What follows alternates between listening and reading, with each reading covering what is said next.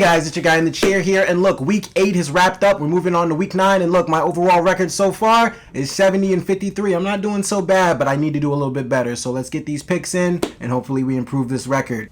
All right, so for our Thursday night game, we got the Eagles versus the Texans. This should be easy for everyone. Just pick the Eagles. Now, granted, it's a primetime game, and majority of the public will have the Eagles. So is there a possibility that the Texans can pull it off? Absolutely, because it's primetime, and the fact that, everybody will pick the Eagles. I don't see anybody really picking the Texans. Everybody will pick the Eagles, so there is some Vegas opportunity for something crazy to happen tomorrow. But look, I don't think it's going to happen. The Eagles are going to win this game. They're just too dogged up on both sides of the ball, man. And the Texans just aren't good. They're just not ready for that kind of football. So it's going to be a blowout. It's going to be 37-17. I was going to say 14, but it really doesn't matter. Either way, they're getting their asses handed to them. 37-17.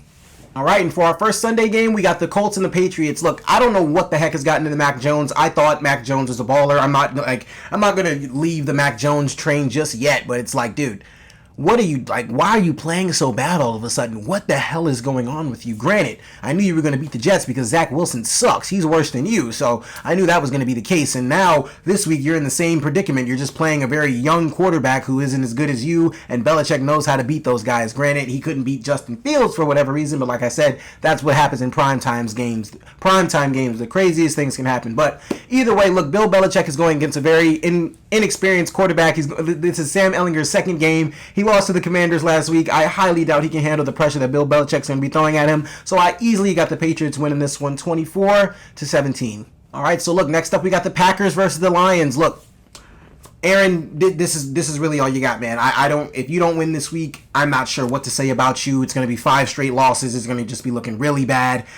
Look, man, you got to get it together. At some point, that team has just got to get it together, and this is the week to do so because the Lions are just not it. The Lions do not have it together. It's crazy because as much as I love Dan Campbell's energy, and I think, like I said, for the Lions fans, please just hold in there because it will get better for you after next season. Next season, you guys are going to have an incredible draft. You'll be in the quarterback sweepstakes. Jared Goff's going to be out of there. You guys are going to be looking just fine next season. This year is just not it. You got to stick with Jared Goff. I'm sorry about that, but Dan Campbell is a really good coach. I really hope they don't let him go. But look, the Packers in general just need to get this win. It's either win or just be embarrassed for the rest of the season. You should be embarrassed right now anyway, but you played the Bills last week, and it's crazy because even the Bills fell asleep on y'all and still whooped y'all in the second half. It's crazy. The Bills fell asleep at the wheel and still somehow just contained y'all and were able to beat y'all. Like it's just not good. But the Bills are a juggernaut of a team. They can do that kind of thing. They're playing the Lions this week. The Lions are going to try their best to beat the Packers. They do have an opportunity, but I think the Packers do pull this one out 28-23, just based off the fact that the Lions just seem to slip away every time in the crunch time. Like they're competing in games, and then all of a sudden just something bizarre happens. Either Jared Goff just doesn't make a very easy throw, or something just collapses. It's just what's going on with the Lions right now. It's okay, guys. Like I said, after Jared Goff this year, much better things will be coming to you guys next season. All right, so next up we got the Chargers versus the Falcons. Look, I know Justin Herbert is my guy. Look, I like that. That is one of my favorite quarterbacks other than this man behind me, but Justin Herbert has had a lack of criticism due to, just him not having a fantastic career, really. He's just had a very average career. Now, granted, I'm not putting all that on Herbert because, one, he's had a very abysmal defense. The Chargers just have bad luck. He's just in an organization where they just have really bad luck, and he just can't really escape it. Now, does that really mean anything for his win percentage? No, but Herbert's going to get it together. This team really just has to find a way to stay healthy and just become something better than what the Chargers are being. But look, this week they have a really tough matchup because the Falcons and Arthur Smith, they are competitors. They come out and fight to their best ability. They have playmakers on that end. Look, Marcus Mariota is doing his job. Kyle Pitts is kind of becoming alive, I guess. He had a good game last week, so I'm hoping that's a sign of life from him somewhere. Drake London is dead. I hope that there's an APB out for him. I hope they find his body, and I hope he's alive, because I don't know what's going on with Drake London out there lately. But look, the Falcons themselves are very competitive. Look, the Chargers just need to win, though. They need to come in here, and they got to rally. They got to fight. They got to find a way to win. I think Justin Herbert is able to add a W to his win column this week, just because, look, I got faith in Justin Herbert. I got faith in 10. Austin Eckler's a baller. Look, their receivers, they're having a lot of injuries with the receiving core. Who knows who's going to be out there on Sunday? Hopefully Josh Palmer is, at least. I'm not sure if Keenan Allen or Mike Williams is going to be out there, but I know Gerald Everett is a reliable target.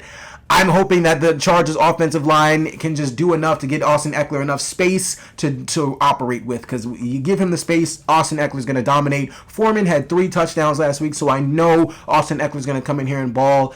It's going to be a real tight one, man, but I got the Chargers winning this one 27-26.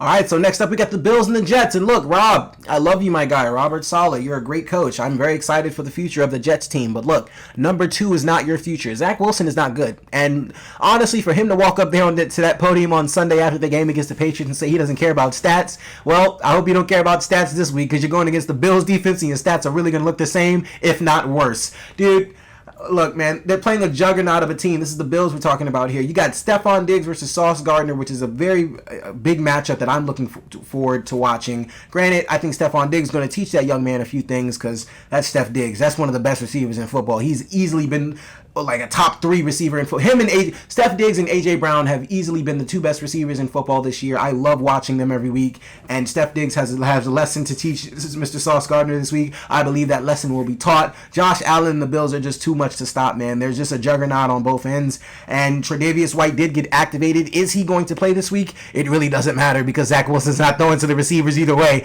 They're not going to get the ball. They're going to try to run. It's not going to work, and this is just going to be a very ugly game. So I got the Bills winning this one 34-14.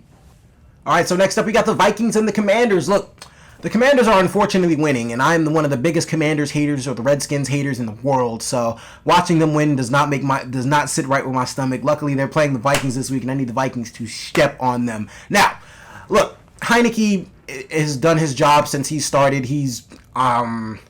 I can't say he's been too impressive. He's literally doing what he did last year. He's just doing enough to be able to scrape out some wins, and that's what he did last year. This week, you're actually playing a very good team, though. You're not playing a dysfunctional Packers offense. You're not playing Sam Ehlinger and this dysfunctional Colts team. You are playing an actual mob. You're playing Kirk Cousins, your old quarterback. You're playing Justin Jefferson, Dalvin Cook. You're playing, TJ Hawkinson on that mob. Now they got some weapons, boy. Adam Thielen, that's a real offense you're going against this week. And they got a better defense than both. The Packers defense is better than the Rams. They just don't show it all the time. I mean, not the Rams, better than the Vikings defense, but they don't show it all the time. But the Vikings still have a very decent defense. And look, either way, I need them to whoop the Commanders this week, because the Commanders should not be winning football games. Is this any logical reason to why the Commanders should lose? Not necessarily. The Vikings are better on every sort of way, and they're not playing dysfunctional football. They're playing very good football right now, and I think the Vikings come in here and whoop that ass 34-17.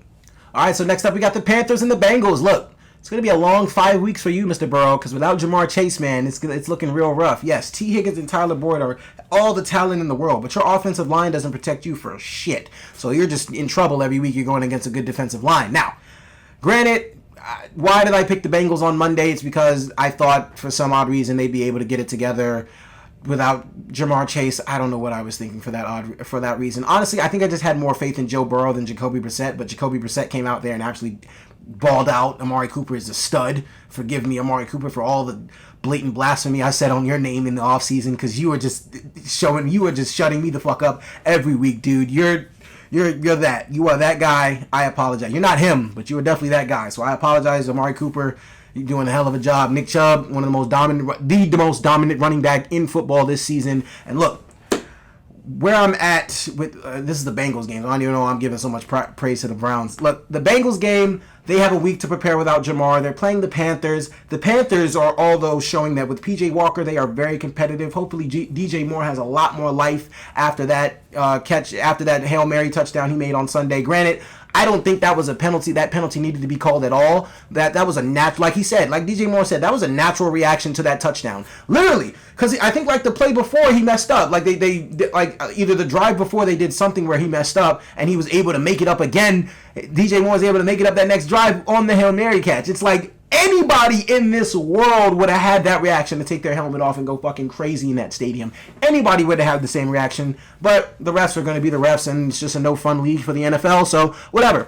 But look, they play the Panthers and Bengals matchup this week. The Panthers have all the tools to win. The reason I think the Bengals just pull this out is because they have a week to prepare with no Jamar Chase. I think they won't be caught off guard by just that. I don't think they were ready to play on the Monday. It didn't look like they were ready at all. It looked like the Jamar Chase news or the Jamar Chase injury just stumped them completely, and they just got punched in the face and they could not swing back. This week, though, I think they will be able to have a little fight in them. I think it will be a very close game though. But I do have the Bengals pulling this out, 24-21. All right, so next up we got the Raiders and the Jags, and look, the Raiders have just been a complete disappointment. Devontae, Aaron misses you. You miss Aaron. At this point, it's like watching that episode of SpongeBob where Mr. Krabs sold SpongeBob to the chum bucket after losing some cards, man. Those two miss each other so much. This kitchen's not the same without you. It's just a greasy spoon. Just a greasy spoon without you.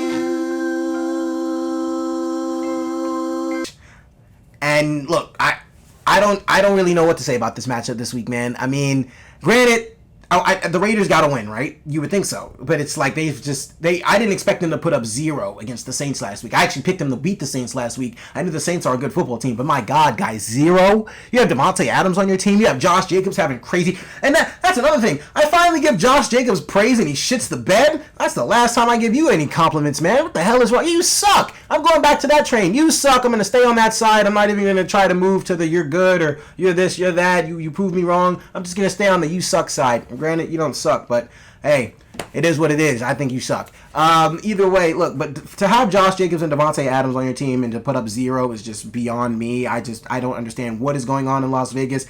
Look, in the Jaguars situation, they're just not good. They need one more year. They just need one more draft to get it all together, one more offseason to really put some pieces in line, and they'll be really good after a while. I think they literally just got Calvin Ridley, so that's gonna be very fun to see for them next year. That's another weapon for Trevor Lawrence. All I needed to see from the Jaguars this year is Trevor Lawrence's improvement.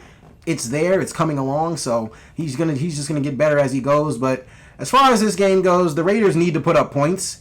The Jaguars, the Raiders need to put up points. The Jaguars can't really defend. This really comes down to who's just going to put up more points. I know, right? It seems that simple. It's really not, because both these teams make it really hard to put up points for some whatever reason. But look, I'm going to pick the Raiders to win this one just because they're more talented than the Jaguars. They need, bro, there's no reason the Raiders lose this game. It's 27-23. Don't be surprised if they do lose, though, because they have just been a shit show all year, and it's just Derek Carr has regressed. It just hasn't been fun to watch. I don't know what's going on there, but look, I got the Raiders winning this one 27-23, hopefully. Let's find out. Devontae, you effed up, man.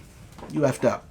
All right, next up we got the Dolphins and the Bears, and look, the Dolphins just added Bradley Chubb, so things are about to get real messy up there down there in Miami, man. It's gonna get real crazy. They're just getting better and better. They got added Jeff Wilson too, so they're coming along very nicely. They're making a little mob. They're gonna make their little Super Bowl run, but hoping these guys got something to say about that for the matchup earlier this year. But look, either way, they play the Bears this week, and Justin Fields these last few weeks has looked a lot better. I do have to give that man compliments because I shitted on him earlier in the season because he wasn't getting enough hate, but the dude has definitely played a lot better these last few weeks, and they did add a weapon in Chase Claypool, so that is going to allow Darnell Mooney to ball out a little bit more, and I think just the fact that Justin Fields is really working with nothing on that offensive or defensive side. Granted, I think Darnell Mooney is a weapon. He just needed a Chase Claypool or some other named receiver, somebody with any name or skill whatsoever to create separation on that other side so Darnell Mooney can get more looks. I think those looks will start to come.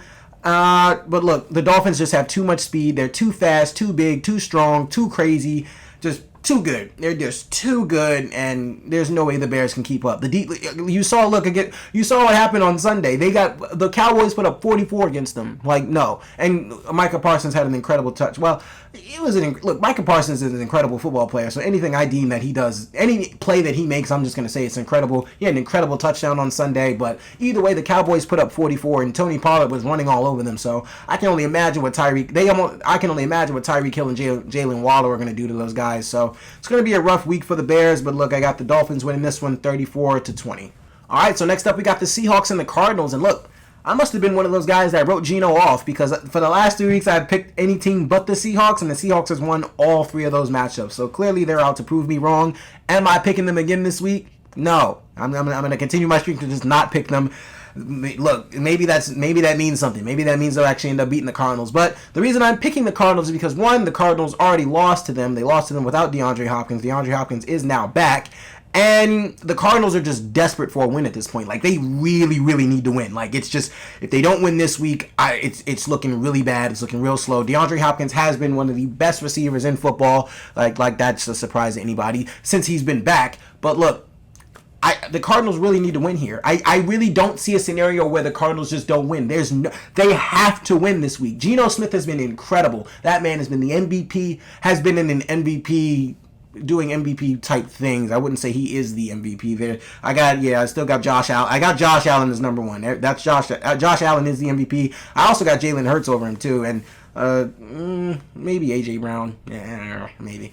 After that 3 touchdown performance on Sunday, yeah, AJ Brown can enter that MVP combo too. But Geno Smith has definitely been an MVP caliber type player this year, and I have to give credit where credit is due. He's just balling. That boy is throwing some darts all over the field. He's looking good out there for Seattle. Forgive me for the blasphemy I said against you, Pete Carroll. You are doing your thing. All the disrespect that came out of my mouth towards the Seattle Seahawks, I apologize.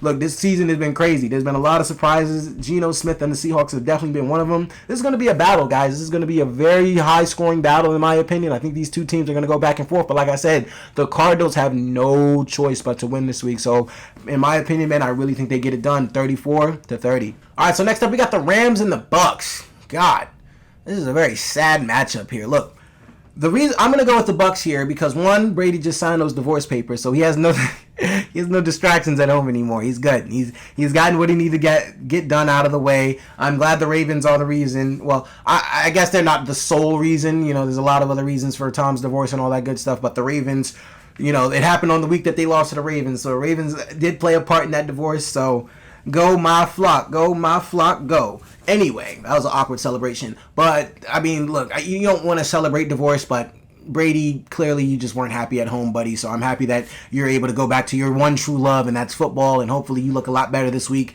Look, the reason I'm not picking the Rams is because they're just too one-sided. Like, you already know what's going on in that offensive end. They're too Cooper Kupp dependent. I don't care how many times Allen Robinson catches the ball. I don't care how many times he's targeted. He's just not getting, like, he had five receptions for like 59 yards this week. Wonderful.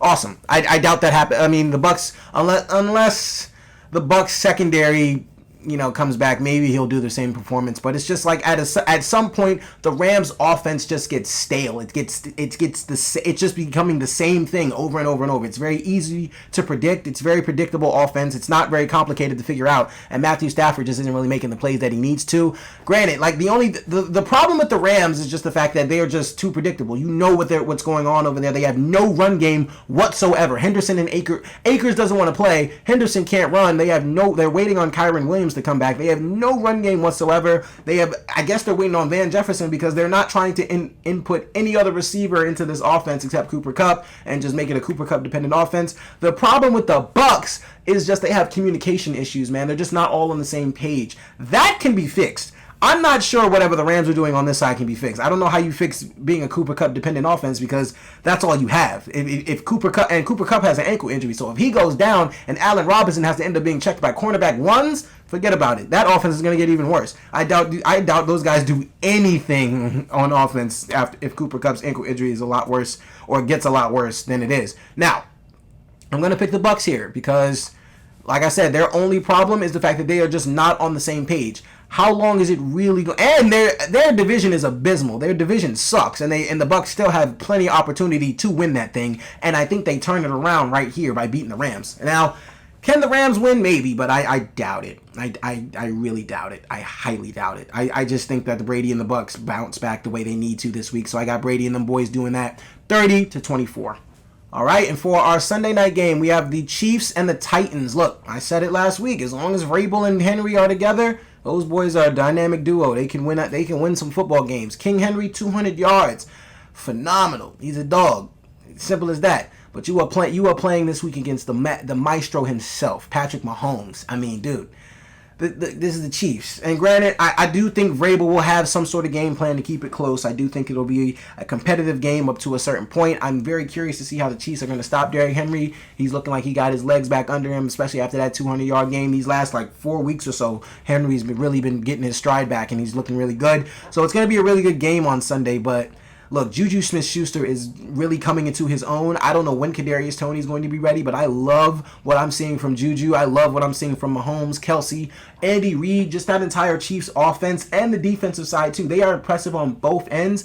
Look, I'm picking the Chiefs to win this one, man. I mean, because why wouldn't I, right? It's the Chiefs. Now, it is in Tennessee. Yeah, it's definitely in Tennessee. So it's going to be a very interesting matchup. Like I said, Vrabel's going to have a game plan. It's going to be very competitive. Mike Vrabel's a very good coach, so he's always going to have a game plan. And for some reason, the Titans and Chiefs matchups, to my memory, have been very good in the past. So I know this is probably going to be a memorable one as well. But the Chiefs do win this one 30-23. All right, so next up we got the Ravens versus the Saints on Monday night. Look, this is a primetime game, and my jinx did work last week because I picked the Bucks, and you know who ended up winning that game. But I don't want to pick the Saints because I don't want to do the jinx. I don't feel like I have to. At least I'm hoping that I don't. I don't know. Look, either way, I do think the Ravens win this game because, look, we're getting a lot stronger on the defensive end. Roquan Smith has joined the team. I'm so happy. I don't know why he picked the number 18, but Roquan Smith on that team makes the defense insane. He's one of the best tacklers in the game today. He's leading the league in tackles, Roquan Smith, and him adding to that, we need a tackler badly because Patrick Queen misses it. Maybe he can teach Patrick Queen to tackle a lot better than he does. Look, this defense is just getting scary good. Lamar is a playmaker, and he won last week without Bateman or Andrews on the field. He threw for like 200-something yards, and I was just happy to see that happen. Look, we don't need... Marshawn Lattimore is he's a very good cornerback. The Saints defense and the Saints themselves are a very good team. It will be a competitive game. Do not get me wrong, because Andy Dalton is they said it themselves on Sunday when the Saints played. Andy Dalton is a starter because they put up the most points when Andy Dalton's out there. They put up points when he's out there. They have a very good. There's just a very well coached team. They just aren't able to pull out close wins, and that's due to the defense either folding or the fact that they just don't have a clutch quarterback. That's going to be the case this week. Either the defense is going to fold. I'm hoping that's not the case, but I'm hoping that the offense they have to rely on their offense to make a play, and our defense will just shut them down the entire time. It's going to be a competitive game. I'm looking very forward to it. But look, I got the Ravens winning this one 28-23. Alright guys, so those are my picks for week 9. Let me know in the comments below what you think of my picks for the week. Who do you think's the biggest upset's going to be? Who do you think the biggest blowout's going to be? Probably going to be the Bills and Jets, but we'll see. Look guys, thank you so much for watching. I really appreciate it. This is your guy in the chair. More content coming to you soon.